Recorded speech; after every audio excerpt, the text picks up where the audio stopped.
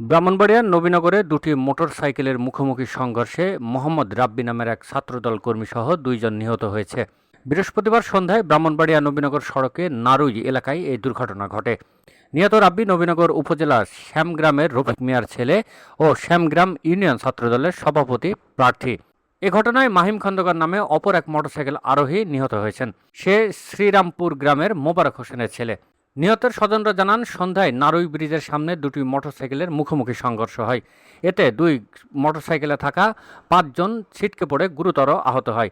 পরে স্থানীয়রা তাদের উদ্ধার করে জেলা সদর হাসপাতালে নিয়ে আসে। এ সময় কর্তব্যরত চিকিৎসক রাব্বি ও মাহিমকে মৃত ঘোষণা করেন। দুর্ঘটনায় ইয়াসিন আরাফাত নামে এক ছাত্রদল নেতাসহ ৩ জন আহত হয়েছেন। তারা হাসপাতালে চিকিৎসা নিয়েছেন। নিহতের মরদেহ জেলা সদর হাসপাতাল মর্গে রয়েছে।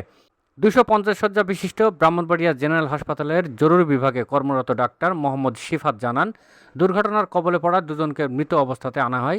আহতদেরকে ভর্তি দেওয়া হয়েছে।